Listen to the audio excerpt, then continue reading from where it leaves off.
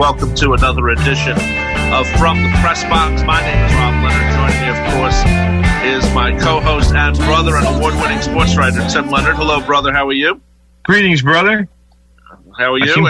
I'm doing very well. I seem to be a lot of things. You are. You are many things, brother. Co-host, brother. Yes. Award-winning sports writer. Today is May 4th, 2020, and just as a reminder, today, 50 years ago at Kent State University, the National Guard decided to shoot on some anti-war protesters. 4 people died. I think it was 9 people who were injured. It changed the country, and not in a good way. So that's why we opened with Ohio here. And also, we are part of the WHPC Sports Talk family. Sports Talk every Monday through Friday, 4 p.m. to 5 p.m. And, of course, there's an additional show Tuesdays, 10 p.m. to midnight. Before we start, brother, I just wanted to bring up something. First of all, this past week on MSG, they decided to show some of the Linsanity games, that 2-month period where Knicks fans were actually happy. And there was this guy named Jeremy Lin who came aboard the team and really shook them up. It was nice to see some of these games because it was a good feeling to be a Knicks fan at that time. And I was surprised they showed it because, let's be honest, Lin wanted more money at one point, and the Knicks said, well, you only been here a couple of minutes. We're not going to give it to you. And maybe the Knicks were right. Lin never proved much else after his little time in New York City. So, well, the thing with Linsanity, first of all, was it was something of a celebration of a guy who, like you said, he came out of nowhere. Jeremy Lin had been with the Golden State Warriors before. He had been with the Knicks before, and they had released him, and Golden State picked him up, and they didn't know what to do with him, so they released him, and then the Knicks picked him up again, and he just kind of sat on the bench until one game when they needed him, and he got the job done. And yeah, they showed that first game, and that was actually against the New Jersey Nets. It wasn't even the New York Nets, but back in the day for the New Jersey Nets in 2012. And I mean, he was a guy who nobody expected anything out of, but all of a sudden he's blowing past defenders. He's driving the basket. He's kicking out. He's scoring baskets. He's hitting jumpers. And all of a sudden, Jeremy Lin's got 25 points. Yeah, I remember that, man. It was great. So, it was great to see it again. Talk about a feel-good story, because here's this kid who went to Harvard, of all places. Not exactly a basketball power by any means. No.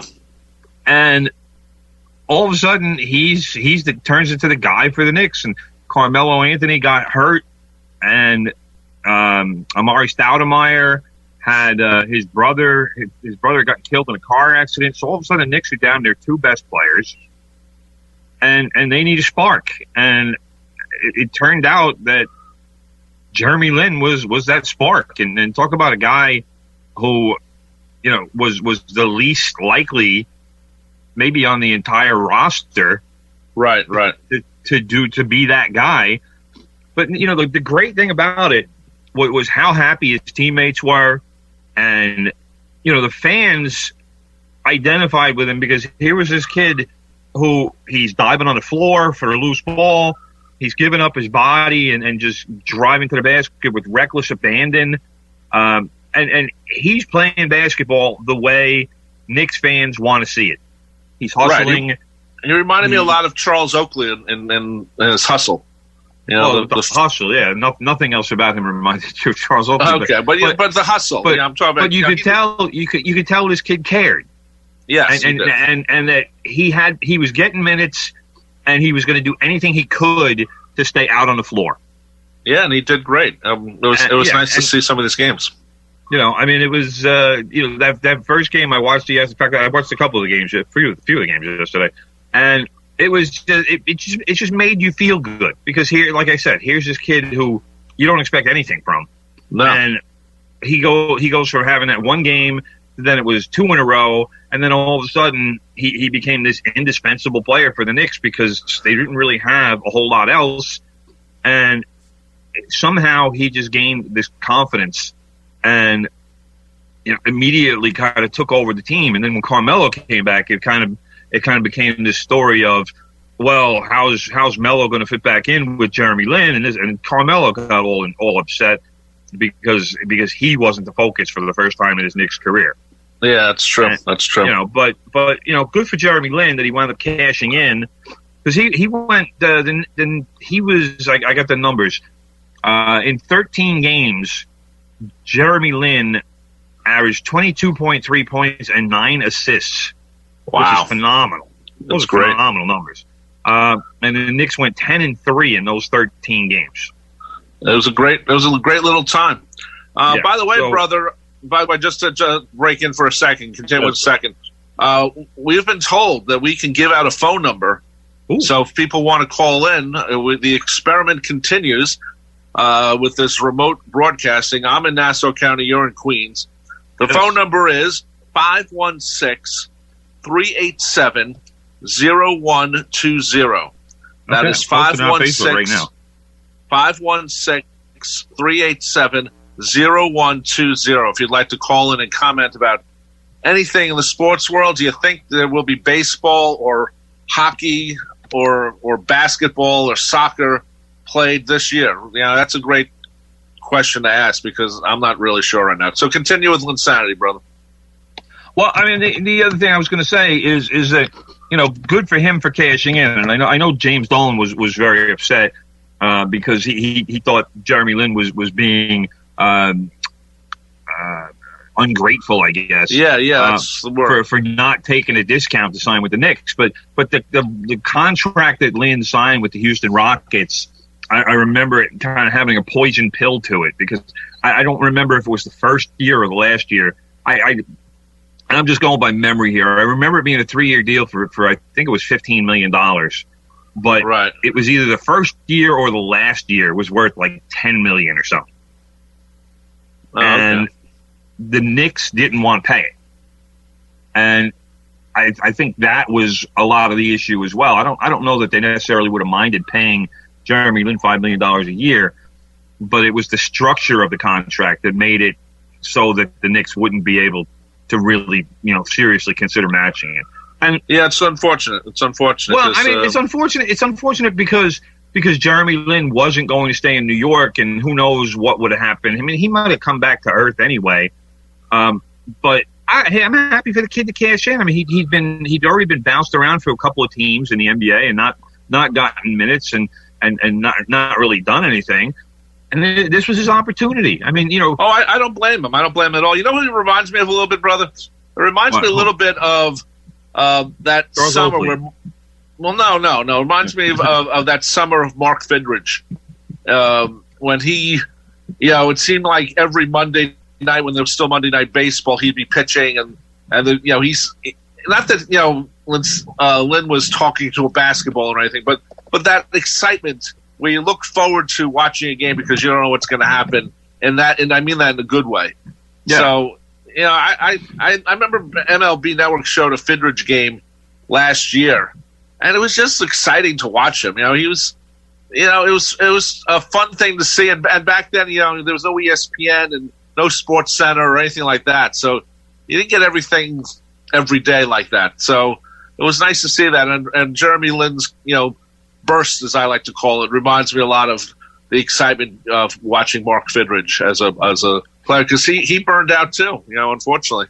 Yeah, I mean he was. His issue was his shoulder. I mean, the game that you probably saw was him against the Yankees because that was a nationally televised game. Right. I want to say he 2-hit or 3-hit the Yankees, complete game shutout. People in Detroit were going out of their minds. They had to send somebody into the dugout to get him to come back out to tip his cap to the fans because the place was sold out. 50,000 people were in Detroit Tiger Stadium and wouldn't leave. They were screaming for the bird. And, he came out and I don't know that he actually had any kind of concept like, holy cow, all these people just adore me. Yeah, and he was just having a good time, in pitching. But screwed up his shoulder, and back then, I mean, I'm going by my own, diagnosis, but I think he tore his ace or his I don't know if it was Tommy John or if he had a shoulder or something, but he had a major arm injury, and they had no way of diagnosing it back then. Nowadays he probably would have been fixed. So yeah, nowadays. Also, one more thing, brother, before we start our show. Yes. Remember last year when the 50th anniversary of the Mets winning the 1969 World Series happened? And one of the things I talked about is that SNY, which is the home network and owned network of the New York Mets, should have shown all the games to celebrate the 50th. I remember you saying that, brother. Well, a year late, or maybe 6 months late, SNY finally, this week, 7:30 each night, Monday, Tuesday, Wednesday, Thursday, and Friday, will be showing games 1, 2, 3, 4, and 5 of the 1969 World Series, including the game where they lost. But Seaver pitched that game, so I'd rather watch Seaver losing than not see a Seaver at all. So finally, the 5-game series will be shown on television. It's been shown before, but the beautiful part of these games, brother, besides the Mets winning and seeing Tom Seaver and Jerry Koosman and, of course, Swoboda's catch and Tommy Agee's catches, all the games are in the daytime. And it just looks so different when you're watching it. It's like it's a miracle. And of course, the footage of Swoboda in the game looks different than the film version because it was in different locations. The film version was part of the 1969 World Series film, and that one made it look even more impossible to catch it. But the version on television with Kurt Gowdy calling it is amazing too. It's just right now I'm looking at in my apartment, Ron Swoboda's Here's the Catch book, and he wrote a whole book based on one catch. So finally, SNY gotta love the book industry. Yes. Finally, SNY catching up with their history, showing all 5 games of the 69 World Series. Unfortunately, there's no game footage of the league championship between the Mets and the Braves. There's none at all, except for some film stuff. And, of course, there's barely anything from the 73 team. So somehow they kept all 5 games, which wasn't something you did back then. Let's hope they show the '86 World Series and the 2015 World Series. 2015, the 2000 World Series. How about as much 2000? As I would love to see the 2000 World Series. Of course you would. Armando screws up Game 1 where they should have won. That's what I always remember. That's right. And of course, the 1999 season for the Mets was really good too. Until Kenny Rogers blew it against the Braves in that last game. But Kenny Rogers was a good player that season. He just had a bad game that game. So, but finally, finally, SNY showing, looking at their history and saying, hey, it's the Mets, and we own the Mets. We should show this. Yeah, holy cow. Some good programming decisions, finally. Well, you know what, Tim? They might be showing the 2000 World Series only because they have to show something. There's no games right now for any of the leagues. I'm shocked. I'm not sure there's going to be a baseball season, brother. There is. There's going to be one, brother. I don't know how they going to do it. They can't. How can you be interested in watching games with no crowds based in Arizona? Well, I mean, we're still waiting to see what the ultimate plan will be. I'm still not sure that whole sequestering thing that they keep talking about. To me, it's not feasible because, as I keep saying, there are so many other people involved, right? And not just day of game people, but even if you keep the players sequestered at a hotel, what about the hotel staff? You're going to have to sequester them too. Right, because any of those people can bring the virus to the hotel. So now you're going to have to sequester the maids, the cooks, anybody who works at the hotel would need to be sequestered. Or they'd have to the test teams, everyone every day.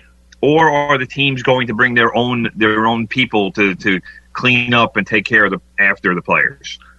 They still have to be sequestered, But that's all what you're getting into when you say, "Oh, we can just sequester the players." Well, no, you can't. And the other issue is there are players who, like Mike Trout, for example, his wife is about to give birth. You think Mike Trout is going to want to live away from his newborn son or daughter for 4 or 5 months, like a month or two after the kid is born? I don't think so. I don't think so either. I forget who it was. I think it might have been Zach Wheeler. I would have to double check this. But there have been at least one player, if not more, who've said, "You know what? Play without me. I'll forfeit my contract for the year, and I don't want to do this the way you want it to be done." Right. So that could turn into a whole other issue.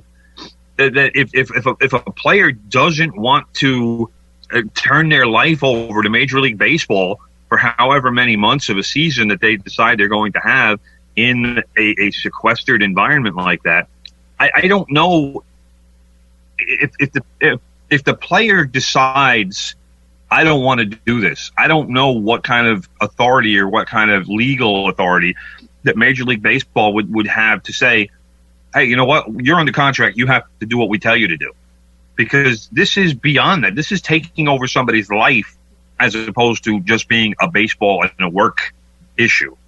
No, you're right. You're right. So that, every time I look at this whole plan and all the possibilities you're talking about, I keep coming back to, there's always something else that you say, well, how can that be legal? Or what if a player doesn't want to do this? And I with especially with players with newborns, or if they're, like how about a player whose wife right now is 5 months pregnant? Right. So he had no idea that any of this was going to happen. They get pregnant. They decide, all right, we're going to have a baby during the baseball season. And now, according to Major League Baseball, that player wouldn't be able to see his newborn baby for how many months, because the pregnant wife isn't going to be there because she's going to have to leave and go to the hospital, have a baby, and come back. So there's so many issues. And granted, it might not involve a lot of players and their families, but there will be issues like that. What if somebody's parent, one of their parents, dies during the season? You're going to tell the player he can't go to the funeral, he can't leave the team because they have to stay sequestered? Right. There's life issues involved here. And I agree. You can't just wave a magic wand and say, well, no life isn't going to happen to any of these players because we say so. It doesn't work that way. I know, but it also in the same sense, maybe if they test everyone every day, or maybe they just take your fever to make sure you don't have a fever. Maybe they can work around it. Temperature checks would definitely have to be part of this, without a doubt. Right. So I just can't see a season happening. I mean, with all the sports, I think the NHL and the NBA are going to cancel their season, and by sometime in June. I really think that. And then Major League Baseball has to figure out what they're doing. Major League Soccer has to figure out what they're doing. Mind you, their schedule's a little different.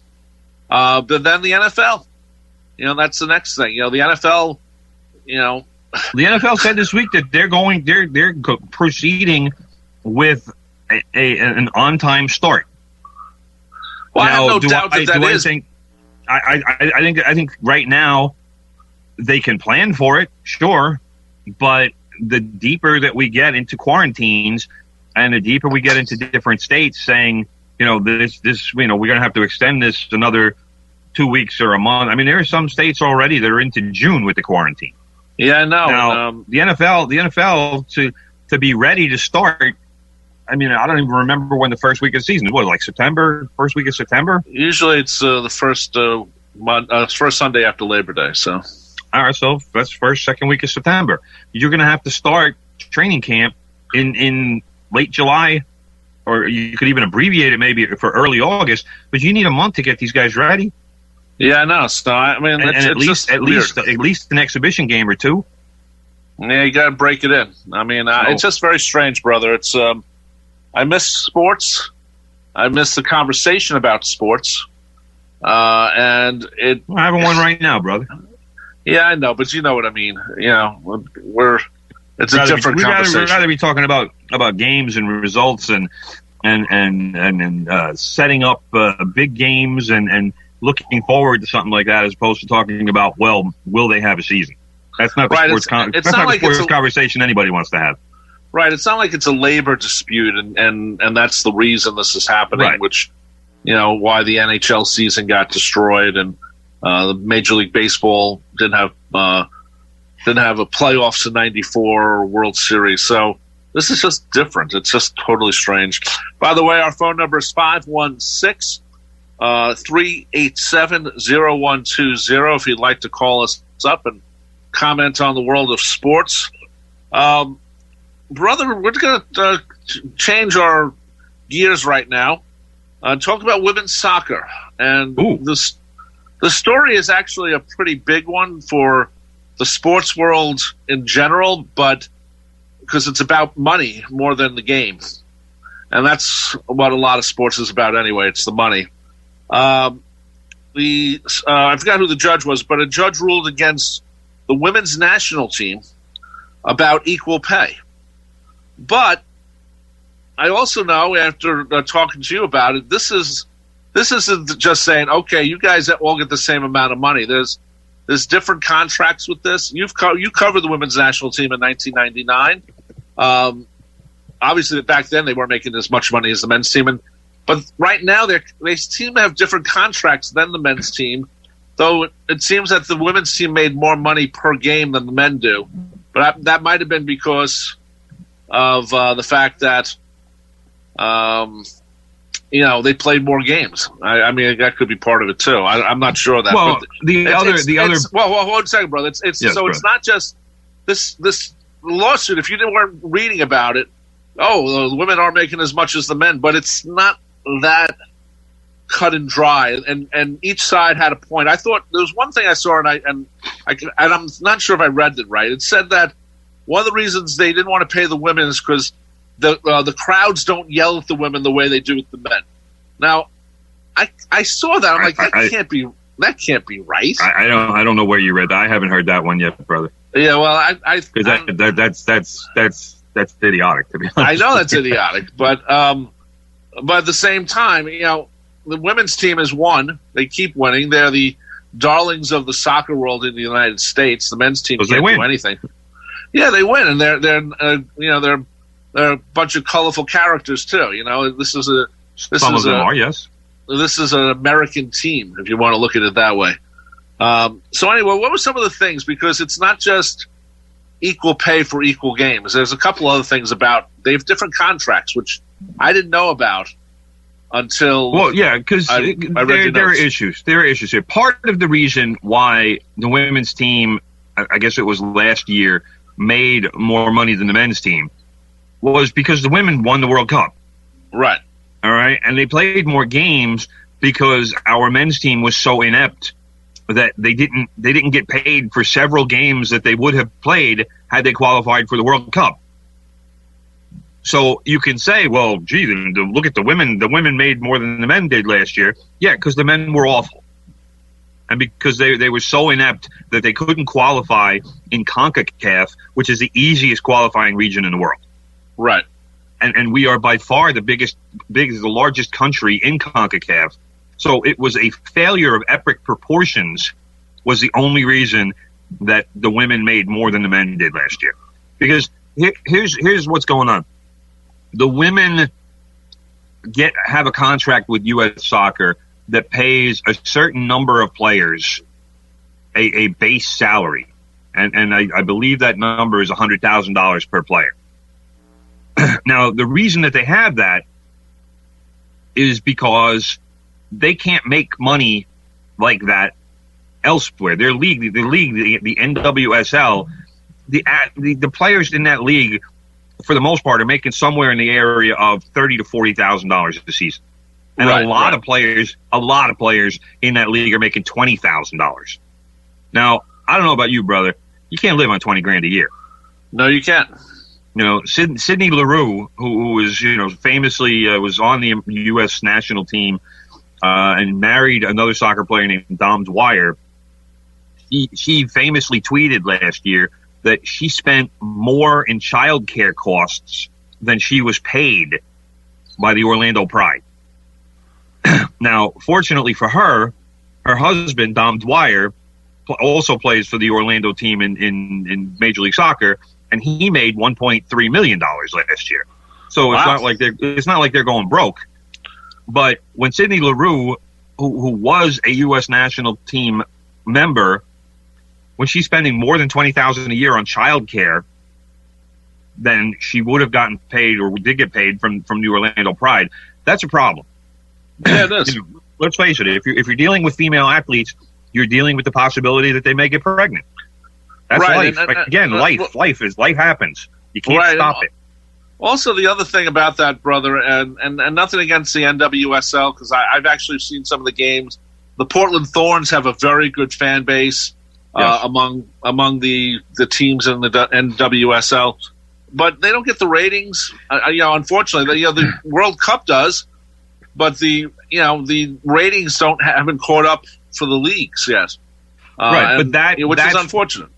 But that's why the players, the women's players, have gotten concessions from U.S. Soccer, because they'll get health benefits from the U.S.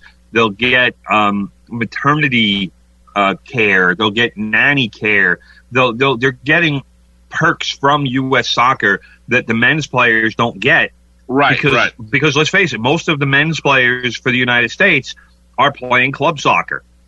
Right. Or they're playing in MLS, but a lot of our players are playing in Europe now. And while they might not be getting wealthy, like Christian Pulisic, he's getting wealthy because he's playing at Chelsea now. He's got a pretty big contract. I'm not sure exactly how much, but he's making at least a few $1 million a year playing at Chelsea. So, the men's players will have contracts like that from their club teams and have all of those benefit type situations taken care of through the club. Right. Since the NWSL doesn't have those financial capabilities still, it's still very much a fledgling league. Though their franchises aren't paying the freight on that, so they had to get U.S. Soccer to do that so that they could, they had more of a guaranteed contract. Right. The men's players get paid when they play. So if you're selected for the team, you get paid based on did you win the game? What was the attendance?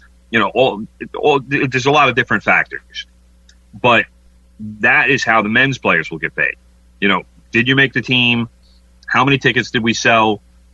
And did we win?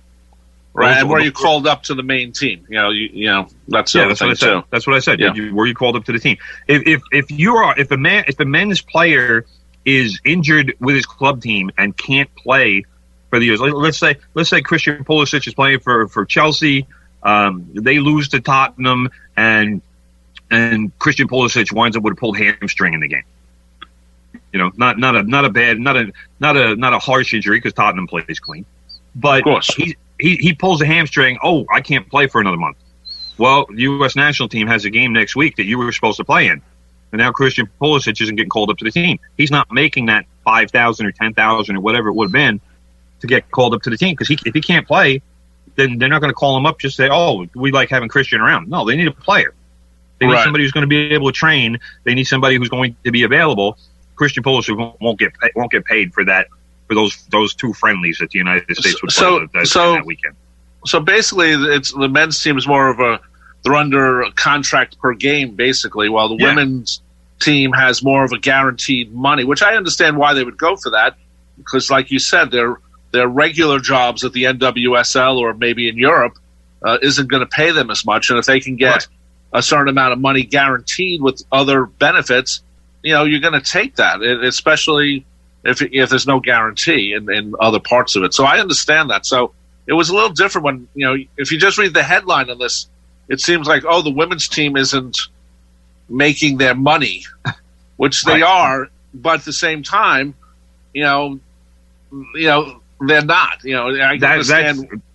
That's why this issue is one that is so difficult to figure out, because I know the women are screaming about equal pay, and God bless them. If anybody deserves to be paid more than the men, it's our women's team. They've won 4 World Cups. Our men's team is especially even in recent years has been an embarrassment. They can't get out of their own way. They were talking. I remember covering a press conference years ago where they were talking about winning the World Cup. In fact, I think it was this year was the plan. They wanted to put a foundation in place. I believe it was for 2020. Right. And they wanted to, train a certain way. It was all going to be kind of regimented, and this was going to be how the United States plays. Well, at this point, we're even worse off than we were back then. So there's no plan. I can understand that. There's no plan. There's no anything as far as I'm concerned. I mean, men's soccer in this country really has turned into a bad joke. But our women are the envy of the world because they play, they win. We have the most athletic team. We've been able to maintain a level consistently. It used to be China. Remember in '99, the United States played China in that final with the penalty kicks and Brandy Chastain and whatever. But China has fallen by the wayside. I mean, the one thing that even the women will admit, despite the filing a lawsuit, is that U.S. Soccer treats them better than any team in the world. And it's still not enough because it's understandable. The training needs to be, there needs to be more spent on training. There needs to be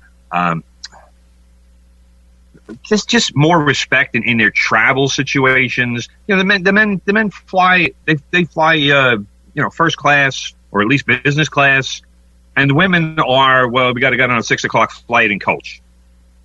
Right. There's no private jets. Nobody's flying private jets, although they probably should, because why aren't they? It's rare that the men and the women play on the same day, so why aren't they flying? Why doesn't the U.S. Soccer have a jet to take both teams wherever they need to go? But that is what we're dealing with, and that it again is it's hard to compare because there's different contracts in place. There are different situations, there are different guarantees, and that's why. I mean, there was a number that the judge was looking at that said that the judge Gary Klausner out in California, he said that it says here, I'm quoting from ESPN.com. His ruling was informed by the federation's contention that women's players were paid more in total and on a per game basis than their male counterparts were during the period in question. Friday's ruling cited as undisputed fact that from 2015 to 2019, the women's national team averaged $220,747 per game in total payments for a total of $24.5 million, while the men's national team averaged $212,639 per game in total payments for a total of $18.5 million. So you could infer from that, and the numbers kind of back it up, that the women actually made more than the men did. Right. Now, again, I will cite that the men, if had they qualified for the World Cup, like everybody expected them to, the men would have made far more than the women, because just making the World Cup, you get enormous bonuses, and the players get a piece of those bonuses. Right, and that's the way it should be. Of course, but the money for qualifying for the World Cup, we're talking tens of millions of dollars. Right, and it's all of a sudden it's like a geyser of money. It's just coming from everywhere. Money's everywhere, and oh, thank you. We need this. So the judge also, he pointed to a 2016 negotiation with the women's team and the U.S. Soccer that would have allowed the women to earn a similar amount to the men's team, but the deal was rejected because the women wanted the guaranteed contracts, like I was talking about before. Right. And like I said, the reason was because they need these life benefits. Right, and there's so many American employees for take for granted. Right, there's nothing wrong with asking for that, because in sports, especially for something like that, it's nice to get a health benefit. If you hurt yourself or if you're sick or whatever, right? Or it's like you said, you get pregnant. It's a whole different ball game there. It's so, or even if you tear an ACL. I mean, right. And that's something that women have to worry about more. I mean, scientifically, it's a proven fact that women suffer torn ACLs far more than male athletes do. So basically, I wrote a story about that many years ago. I remember that. Basically, what you're saying is, brother, if the men's team had actually won, they would have made a lot more money, and this probably maybe would have been reversed or different, but because the men's team was so bad and they didn't win it even to qualify, that the women looked like they made more money, but if you compare it game by game and round by round, the women made a lot less money. Yeah, I mean, if you look at it as, I mean, let's put it this way: the U.S. women last year had as successful a season as you can have. They won the World Cup. They won their 4th World Cup, and they did it a year after the U.S. men's team had about as bad a season as they could possibly have. And the women only slightly out-earned the men. Right. So if it was quote unquote a normal season, the men would have far out-earned the women. So it's bad timing in that regard, because if a judge is looking from a certain time frame that if the women are citing and saying, well, look, they get this much more than we do, it's unfortunately it's not proven, because it's just bad timing is why it's not proven, because again, a normal season for the men, they make way more. Right, and also, like you said, and I said too, the contracts are different. Yeah. So it's tough to equal that out if you have different types of contracts. So kind of interesting, because when you look at it, just the headline, you think, oh, the women got screwed, which they did a little bit. But at the same time, there's differences in the contracts. So maybe if they equal the contracts, but then you're allowed to ask for a different contract if you're a men's team or the women's team. So, and that's what they did. So. Right. And the odd thing about this now is that the former U.S. soccer president, the guy by the name of Carlos Cordero, who he wound up having to resign due to language that was in the suit that the countersuit that U.S. Soccer filed against the women, right? Where he said plaintiffs and the men's national team players do not perform equal work requiring equal skill, effort, and responsibility under similar working conditions. That was from a February motion. Wow. And it was using the criteria and language set out in the Equal Pay Act, which under which in part the players brought their suit. Now that caused a furor, because the women just went out of their minds, because it was like, we are the top athletes in our game, and you're saying that somehow our men's team, our inept men's team, is still on a level above us, which is ridiculous. It was absurd sexism, and Cordero stepped down. He was only in the job for 2 years, but because of the public outcry, he had to step down. Now the new president of U.S. Soccer is Cindy Parlow-Cone. Now, you might remember Cindy Parlow, brother, because she used to be a forward for the women's national team. The name's familiar. Yes. So, but her being the new president isn't doing the women any favors. She's not cheerleading for them. She obviously needs to represent U.S. Soccer, and U.S. Soccer isn't looking to give any of its players enormous raises, because U.S. Soccer, let's face it, that's an organization mostly being run on a shoestring. And yes, they do treat players fairly well, maybe not as well as Brazil or Argentina or whatnot, but our players, they do make a fair amount of money. And, the women's team, the conditions consistently have improved over the years. It's been slow, admittedly, but like I said before, our women's team is probably treated better than any other women's team.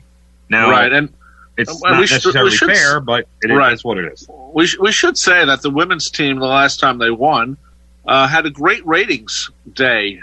Absolutely. They had, I think it was one of the highest rated soccer games ever. I think I'm pretty sure it was the highest soccer game ever. I would wonder what the contract for the men and the women's team for television rights are worldwide, because that's where a lot of this money comes from. Obviously, I believe Fox pays for the World Cup games, both the men and the women. But I wonder if it's the same price, or if it doesn't matter. Does it go into a giant pot? I don't know the answer to that, but that's something that I would like to know. Because if the women's team is getting a separate contract and the men's team is getting a separate contract, that's something to also work on. But at the same time, maybe people watch the World Cup, as a one-time thing, and then, go back to ignoring soccer like they normally do. So, it's just something to think of. I don't have an answer for you on that one, brother. I don't either. 516-387-0120 if you'd like to comment on anything that's happening in the sports world. My name is Rob Leonard. Joining me, of course, is my brother, my co-host, and yes, award-winning sports writer, Tim Leonard. Tim, you're at Twitter at Real Tim Leonard. And by the way, brother, I know you listen often, but you listen to Kim Tracy every Sunday, yes, 1 p.m. to 3 p.m. with Thunder Road Radio, playing the music of Bruce Springsteen and the E Street Band. And that's a great show, and Kim does a great job with it. There's a lot of live releases, brother, that Bruce has been doing. Once a month he does another live release from some of his epic concerts, and she has them all, and it's great listening to the stuff.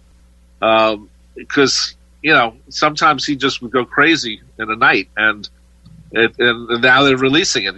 They have all the tapes, so she's been playing all that stuff, and as that's a diehard fan type of thing. And she's a diehard fan, but she also knows that there are other people who maybe don't like Bruce as much, but they can learn about Bruce. That's what Thunder Road Radio is every Sunday, 1 p.m. to 3 p.m. And also, don't forget about my friend Greg Bigelow. He does 2 jazz shows on Friday. He does. Let's see, what does he do? He does Sounds of New Jazz every Saturday at 11 p.m., and he does Shades of Jazz every Saturday, 7 p.m. to 9 p.m. There's not a lot of jazz on the radio, and Greg Bigelow knows his jazz. He's a cool jazz cat, brother. So absolutely, he's the cool jazz cat. Never mind, he's the. Yeah, that's true. That's a good way of looking at it. So he's on twice on Saturdays. Some new jazz, some old jazz. He knows his stuff. He really does. Anyway, brother, I wanted to jump around a little bit. Jump around. Since we're on soccer, let's quickly talk about your team, Tottenham. Oh, yeah. Are they the most popular team, or what's the deal with them? Are they popular? People like them, or is it just a money?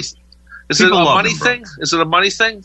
Because people don't like them because of money. I can guarantee you that. If the most valuable team in the Premier League, brother, yes, is not the team you might think it is. Who would that be? If I ask you that question, most people would probably say, "Oh, Manchester City, Manchester United." But no, not them either. Not them either, brother. Wow. The most valuable team in the Premier League is my Tottenham Hotspur. How does that happen, brother? And that's based on a number of factors, brother. The valuations that were released this week were influenced by a couple things. Tottenham's run to the Champions League final last season, for one. That was a big help. As well as the brand new stadium, which is already regarded as one of the best, if not the best, in all of Europe. So that certainly does help. But Tottenham Hotspur were valued at £2.6 billion. So any oil sheik or tech guru who's thinking about buying Tottenham Hotspur, you better pony up some cash. Isn't Tottenham owned by a Arab sheik or something? No. I wish we were. But no, we are owned by a guy by the name of Joe Lewis, who I don't even know what he does. It's hard to get the fans to talk about Joe Lewis and who he is. He's kind of reclusive a little bit. The only time the supporters talk about him is to talk about what a cheap git he is. I don't know what a git is, but that's what they call him. A git is a derogatory word used in Great Britain. Yeah, I know it's not profanity, but it's not. It is derogatory. It is an insult. The Monkees had a song called "Randy Scouse Git" because Mickey Dolenz heard that phrase when they were in England, and so he didn't mention it in the song, but that's what he called it. And when they released the album headquarters in London, they said to him, "You can't use that word; it's an insult." And so they gave it another. Wait, which title. word? Git or Scouse? Git. Well, Scouse is an insult too. Well, it depends on if you're from Liverpool, Scouse is probably a prideful thing. If you're from London, you say Scouse. It's not exactly. So, that's kind of my point. But this guy Joe Lewis is he and Daniel Levy, the chairman of the club. They're renowned for their thrifty spending, let's say, otherwise known as being cheap bastards. But we'll see. I mean, I've been telling people for a few years now, ever since they said, "Hey, we're building a new stadium." I thought this was a great move because I figured, all right, new stadium, much larger capacity, sell the place out, and they'll be able to spend more on players, and that will make Tottenham a bigger club. Well, we haven't quite gotten there yet with the players because there's still a debt of several $100 million that needs to be paid off from the stadium construction. Right. But, this is all part of the master plan, I think, is to get the team, on the plus side of the ledger so that they'll be able to purchase bigger and better players. Right. So, we'll see. We'll see where it goes. But this was a bit of a surprise and definitely a pleasant surprise. Tottenham be on top of this list. Tottenham is part of that list because of the stadium. Think of all the Major League Baseball and football teams who became much more valuable after they built their stadium. Yeah, of course. I think of the Dallas Cowboys. I think of the Yankees, even the Mets. Their stadiums just really improved the bottom line of what the team was worth. So that's probably something to think about.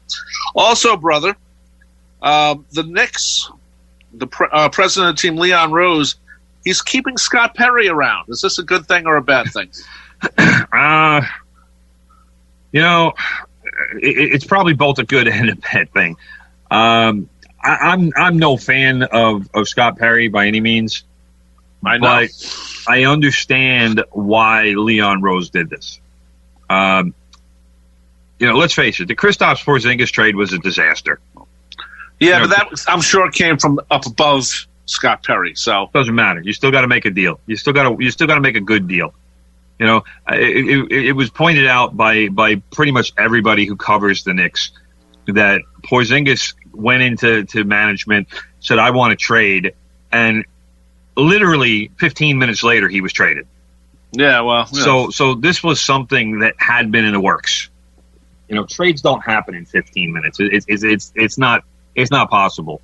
So the Knicks likely had been testing Porzingis's value and what he would get, what they would get in return. But let's face it, Dennis Smith Jr. is a disaster.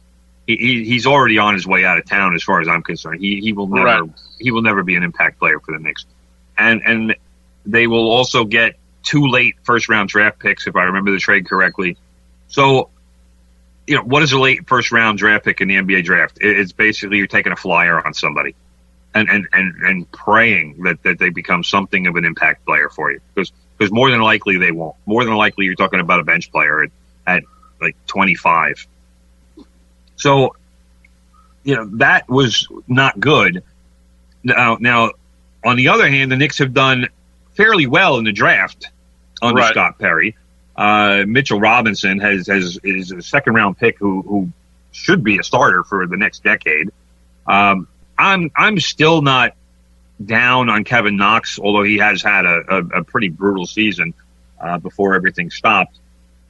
He's still a young player. I think that he can still be a developing guy, and he's still growing. I mean, the kid's only 20 or 21 still. So I don't agree with a lot of Knicks fans who say, well, he's a bust, he's a disaster, get rid of him, et cetera, et cetera. I mean, guys develop. Still too young to be considered a bust. Yeah, guys develop at different paces, and I would hate it if the Knicks gave up on Kevin Knox and just dumped him for whatever.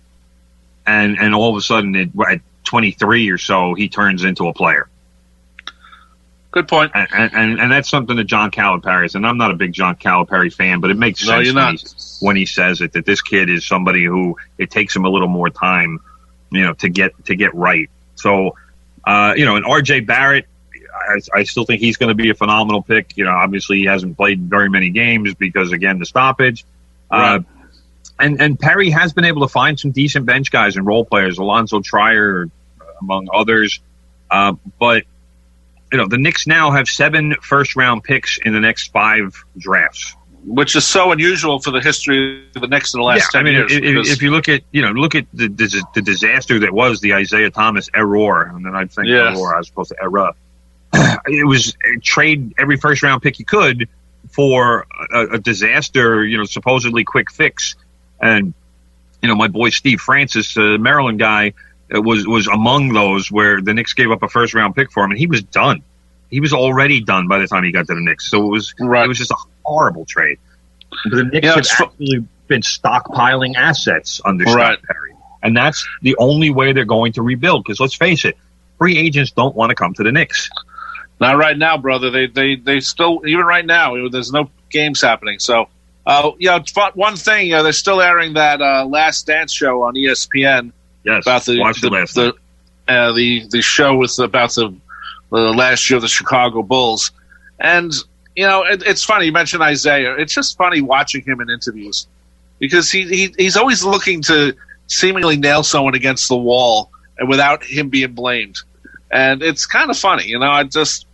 I think it's kind of sad, but Isaiah has a very high opinion of himself, and sadly for Isaiah, I don't think he sees himself very accurately. Isaiah. Let's face it, Isaiah is one of the great point guards in NBA history. Yes, he is. I don't necessarily disagree with what Michael Jordan said on Last Dance last night, where Magic Johnson is the best point guard in history, and Isaiah Thomas is number 2. Now, me personally, I think I might take John Stockton over Isaiah Thomas, and maybe Jason Kidd, but Isaiah is in that conversation. Right, but they showed last night. He was a great player. They showed the Mavericks winning last night on ESPN or Channel 7 when they won their championship, and Jason Kidd was on that team, and Dirk Nowitzki, and then. It was nice seeing this because I forgot about that team a little bit. So it was nice to see Jason Kidd get a ring, so to speak. It was nice seeing Mark Cuban getting a ring. How about Cuban? Well, you know what Cuban did? He allowed the previous owner to get the trophy first. He said, "No, give it to them first," which I thought was a really nice thing. It was a nice thing, but it was also a little bit of a design because of all the acrimony that still is going on between Cuban and the NBA. Yeah, that's part of it. Everybody was looking forward to that moment when David Stern would have to hand the trophy to Mark Cuban.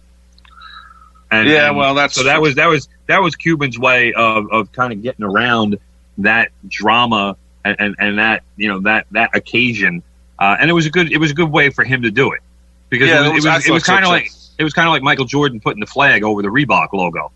That was brilliant. That was brilliant. Yeah, you know what? That was Cuban's way out of dealing with David Stern. I still love that you put the American flag over a corporate logo. It is a perfect. It's great. It's a great idea. It was, it's you find out. Last night. One of the things. 2 minutes. Okay, but one of the things from the show last night that I just thought was ridiculous, and it shows Jordan's competitiveness. He's playing quarters with a United Center security guy, where they're literally throwing quarters against a wall from, like, I don't know, 8 feet away or whatever, from the doorway, and who can get the quarter closest to the wall. Right, that's how you play quarters. And Jordan is like, all right, I'll give you 3 that you can't beat my 1, and they bet like $20. So Jordan throws his quarter, it lands about, I don't know, 7 inches from the wall. The security guy throws his first quarter, lands closer to the wall. He's like, give me my money. And then Jordan is like, starts busting the guy's chops. And he starts calling security. He's like, security, get security out of here. I think that was a fun thing. It was hysterical, but it shows, everything in Jordan's life is about competition. Yeah, I'm surprised Charles Barkley wasn't there part of the game. But that's what. But then again, maybe that was Jordan's way of giving the guy 20. Here's a 20. Believe me, Jordan would have kept that money if he would have won. I'm sure he would have. Yeah, you're right.